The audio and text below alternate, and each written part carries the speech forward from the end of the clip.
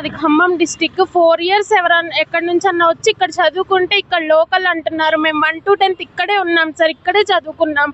2 years పక్క రాష్ట్రానికి వెళ్ళి చదువుకుంటే మేము లోకల్ కాదంటున్నారు. ఇప్పుడు కొత్తగా జియో 150 అని ఇచ్చారు. స్టేట్ సెంట్రల్ గవర్నమెంట్ జాబ్స్ వాళ్ళకే ఇస్తానంటున్నారు సార్. మా డాడీ షాప్ కీపర్ సార్, మా దగ్గర అన్ని డబ్బులు లేవు సార్, మేము డబ్బులు పెట్టి చదువుకోలేము. ఎందుకు సార్ మాకు అన్యాయం చేస్తున్నారు? మా daddy state central government job చేయకపోతే మేము ఇక్కడ లోకల్ కాదా సార్? మేము ఇక్కడ లోకల్ కాకపోతే మేము ఎక్కడ లోకల్ సార్? అది చెప్పండి మాకు. మేము డిమాండ్ ఏం చేయట్లేదు సార్, రిక్వెస్ట్ చేస్తున్నాము. ఎందుకంటే ఇక్కడ 8,000 సీట్స్ ఉన్నాయి, మేము 40-50 మెంబర్స్ వరకే ఉన్నాము. 0.5% కూడా లేము. మమ్మల్ని కన్సిడర్ చేయమని మేము చెప్తున్నాము, అంతే సార్. ఓకే సార్, నా పేరు షారోన్. ఈ జియో 33 అనేది మనకి జూలైలో 2024లో వచ్చింది కాబట్టి మేమేం అడుగుతున్నామంటే, మాది ఆల్రెడీ మార్చ్లో కంప్లీట్ అయిపోయింది కదా, మార్చ్ వరకు అయిపోయిన వాళ్ళని కన్సిడర్ చేయండి.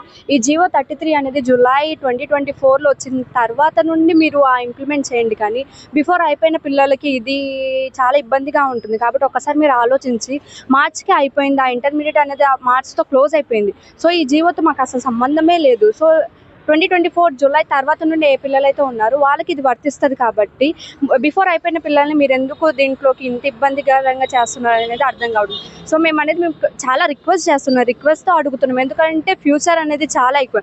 నీట్కి వాళ్ళు ఎన్ని మార్క్స్ తెచ్చుకున్నారంటే చాలా కష్టం అనేది ఉంటుంది వెనకాల. ఆ కష్టాన్ని మీరు ఒకసారి గుర్తించి జియో 33 అనేది ఈ పిల్లలకు వర్తించకుండా ఇప్పుడు వచ్చే వాళ్ళకి వర్తిస్తున్నట్టు మీరు చెప్తారని మేము ఆశిస్తున్నాము.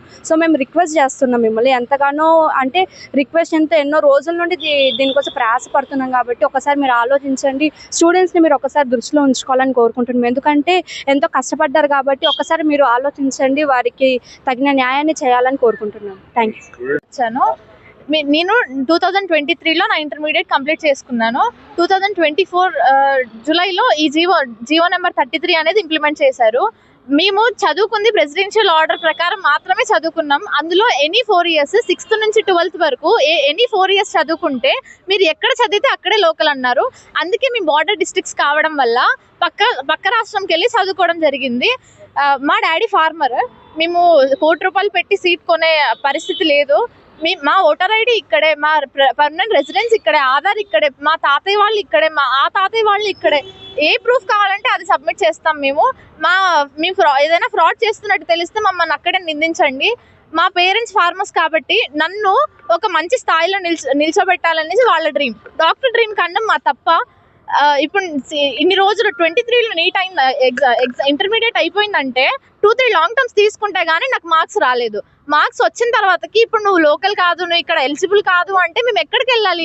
ఏ రాష్ట్రంకి వెళ్ళాలి? ఇక్కడికి వెళ్ళాలా, లేకపోతే వేరే ఆంధ్రప్రదేశ్కి వెళ్తే 2 ఇయర్స్ చదివినందుకు వాళ్ళు ఎందుకు ఇస్తారు? ఇక్కడే పుట్టి ఇక్కడే పెరిగితే వీళ్ళు ఇవ్వట్లేదు, అక్కడ ఎలా ఇస్తారు? మాకు న్యాయం జరిగేటట్టు మీరే సీఎం గారు చెప్పాలి. మీరే